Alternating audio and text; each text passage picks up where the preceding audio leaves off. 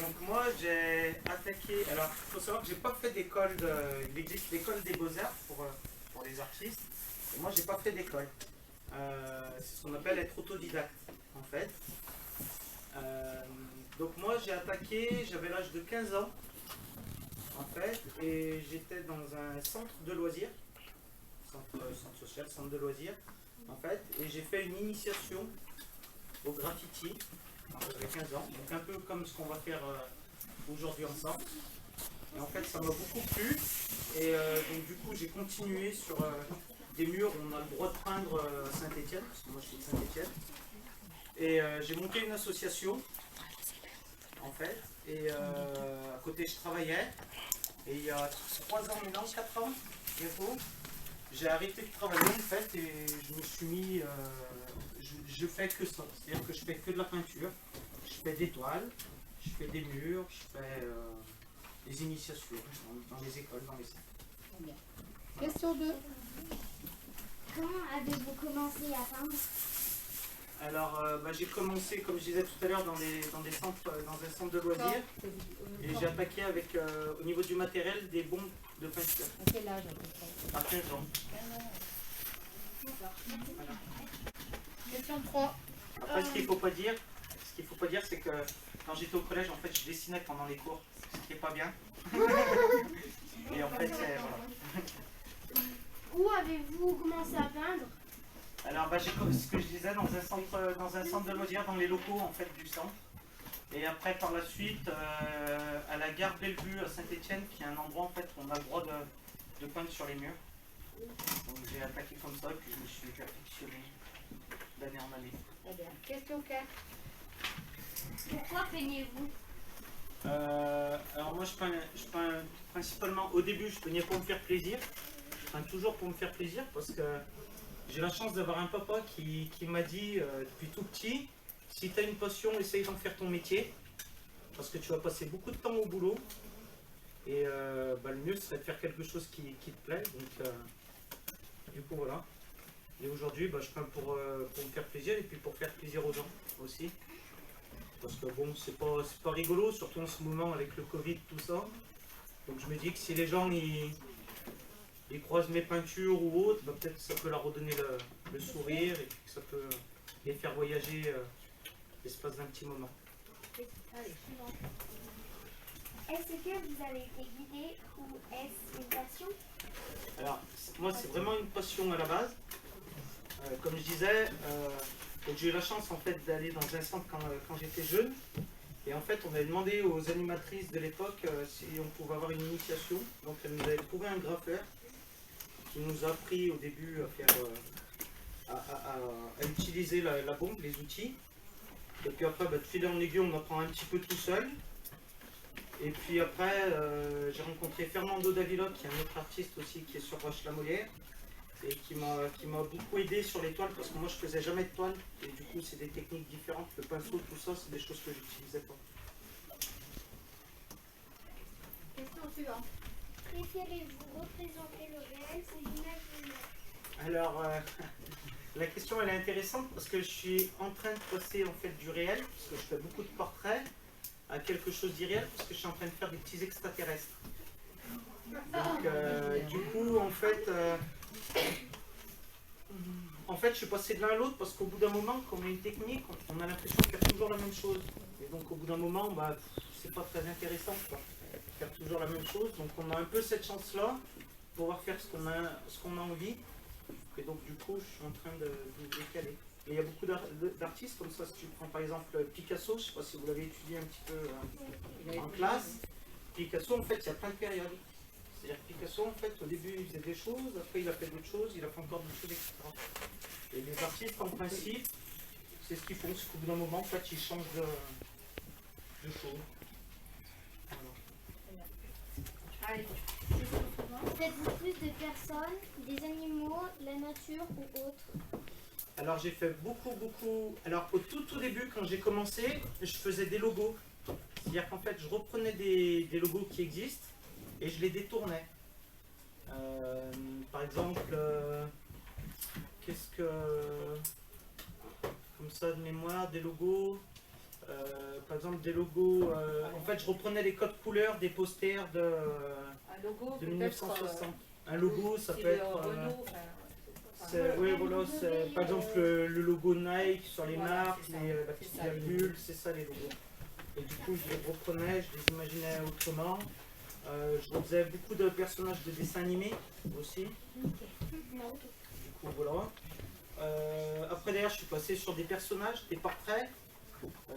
En portrait, sur Roche-la-Molière, par exemple, il y a une petite fille qui est sur l'école du Pontin, qui dessine une abeille, par exemple. Pour ceux qui jouent au foot, qui vont à Grangeneuve, il y a le portrait de l'ancien président du club de foot de Grangeneuve. C'est moi qui l'ai fait aussi. J'ai fait... Qu'est-ce que j'ai fait en portrait? J'ai fait des gens connus, des acteurs, des chanteurs. Voilà, et puis maintenant du coup je fais des extraterrestres. J'ai fait aussi des animaux. J'ai fait des chiens, j'ai fait sur l'école de... Alors j'ai pas plus le nom. L'école privée qui est de l'autre côté de Roche. Beaulieu, voilà, c'est ça. J'ai fait un écureuil, j'ai fait un oiseau, j'ai fait un renard, une coccinelle. Voilà, c'est vraiment varié en fait, c'est en fonction du moment, on va dire un peu de l'actualité, de ce qui se passe. La nature c'est important aussi, parce que du coup j'essaye de faire passer le message que la nature c'est important. Ça existe. C'est ça. Allez, une autre question. Avez-vous une préférence pour montrer votre peinture? C'est-à-dire Alors, la question alors, qu'est-ce que vous vouliez dire là? La montrer à qui? Personne, vous avez dit. On avait dit personnes âgées, Personnes handicapées. enfants handicapés. D'accord. Alors, pour ma peinture, je pars du principe qu'elle parle vraiment à tout le monde. Elle peut parler à tout le monde en fait. Je pense pas qu'il y ait d'âge. Parce que bon, la nature, je pense que ça parle un peu à tout le monde. Pas réellement d'âge.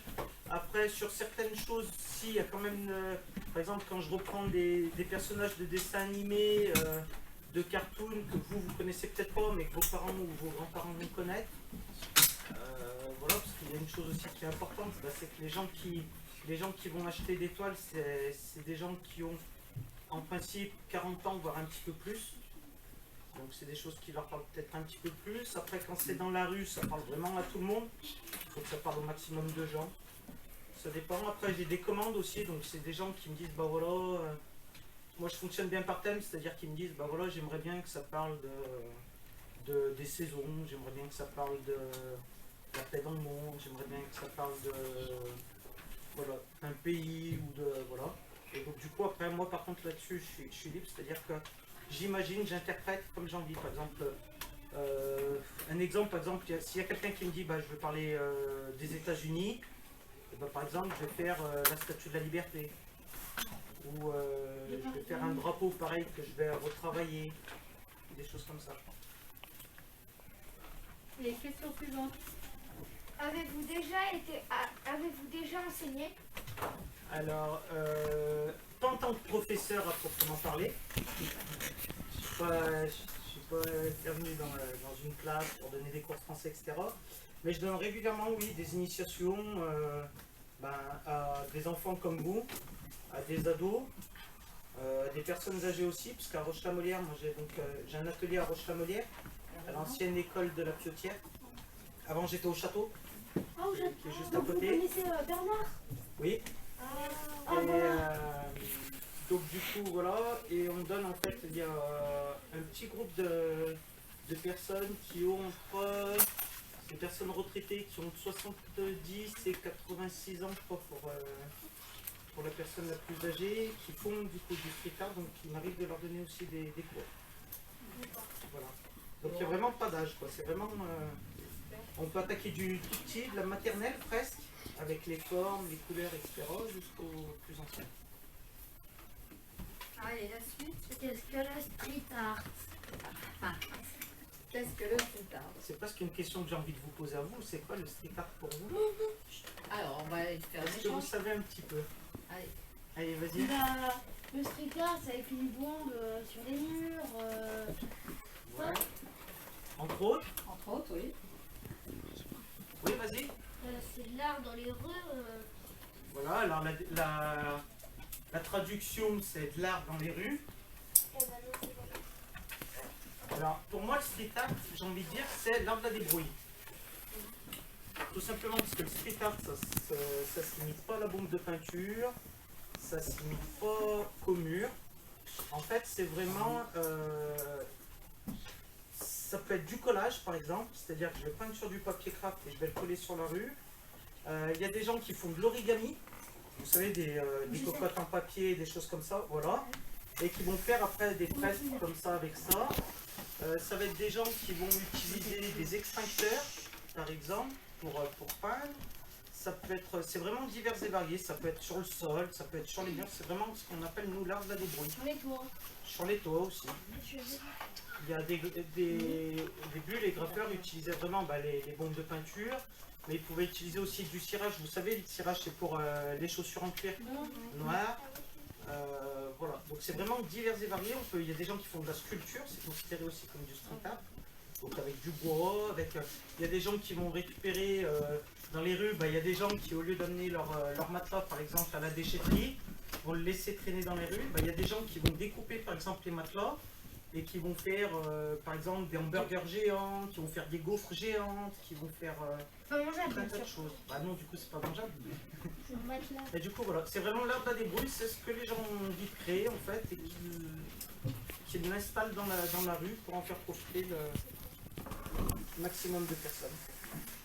Allez, dernière question. Y a-t-il de vos œuvres à Roche-la-Molière? Donc oui, il y a plusieurs de mes œuvres à Roche-la-Molière. Alors pour la plus près, qui était pas bien loin, qui était en face de la mairie, il y avait la cabane, la boîte à livres. Pour ceux qui... après c'est vrai que c'est plus des livres adultes, la boîte à livres. En fait c'est un système où les gens posent des livres et en prennent d'autres pour les lire et puis après ils les reposent, ils en reprennent d'autres, etc. Donc c'était sur le thème de Saint-Exupéry du Petit Prince. Voilà. Vous avez du coup à l'école, donc comme je vous disais tout à l'heure, l'école de Beaulieu et l'école du Pontin. Donc l'école de Beaulieu, c'est des animaux. Et l'école du Pontin, c'est une petite fille qui peint des abeilles et des fleurs. Et puis vous avez donc du coup le président, l'ancien président du coup du club de foot de Roche-la-Molière qui est à Franchemont. Voilà. Et dernièrement pour le critérium, on a fait des collages du coup avec Fernando Davila. Donc c'est des petits extraterrestres qui sont collés un petit peu sur le passage du vélo. Ah oui, oui. Extraterrestres bleus. C'est des petits arbres. Alors ça c'est mon collègue qui fait dans des bulles rondes. Oui. Et moi c'est un peu des formes, il y a des triangles, il y a des ronds, il y a un peu des petits bonhommes bleus avec des yeux violets. Oui. C'est vous qui avez peint l'ancien dessin là sur le mur? Non, alors c'était Fernando Davila il y a plus de 20 ans de ça. Donc la personne avec qui je partage mon atelier à Roche. Et vers Intermarché, les oiseaux là? Non, ça c'est Peck, c'est un artiste lyonnais qui était venu en résidence. Donc la résidence en fait c'est quelqu'un qui vient, qui est logé en fait plusieurs jours on leur fait, non, c'était l'année dernière, c'était comme ça, le festival, l'année dernière avec le Covid, du coup, n'a pas eu lieu malheureusement. Et cette année non plus, alors on va organiser peut-être quelque chose d'autre. Du coup là, parce qu'on a une nouvelle matière en fait, quand je vous disais tout à l'heure, c'est l'art de la débrouille. En fait, on est en train de détourner c'est de la bâche sans PVC, c'est de la toile végétale, un peu effet plastique, en fait, qui se colle sur les murs et qui est repositionnable. Donc on peut enlever à volonté. Dessus on peut y peindre, on peut l'imprimer. Vous avez peut-être vu les petits rochons, des espèces de petits anges jaunes. Oui, Un peu partout. C'est avec cette toile-là en fait. Donc du coup ça n'abîme pas les murs. Ça se colle, ça s'enlève, on peut le coller sur les vitres, sur le bois, sur tous les supports. Il y en a même sur des indiennes, c'est vers l'école Cousteau. Alors il y en a trois vers l'école Cousteau. Il y en a plein, il y en a 5 vers Cousteau. Ouais. Et après les autres c'est vers le point, vers la Oui, fresque oui, des il y a Laïcs. un petit rond, là, j'ai vu, il y en a un. C'était vraiment le passage en fait du Dauphiné. Ouais, dans les bois. ouais, j'ai vu là-bas. Et la dame vers la main qui est recroquevillée, c'est vous qui l'avez. Non, La dame. ça c'est Laïc, c'est des artistes de Saint-Étienne qui ont le record de la plus grande fresque au monde. Oh. Qu'ils ont fait en Finlande sur un toit d'une usine. Voilà. Bon, alors, une dernière question. Allez. Et est-ce que ça vous arrive de faire des autoportraits? Non, ça c'est quelque chose que je sais pas. J'ai pas spécialement de. Ouais, de peindre moi. Je vois pas le. Je vois pas l'intérêt. Eh bien écoutez, merci.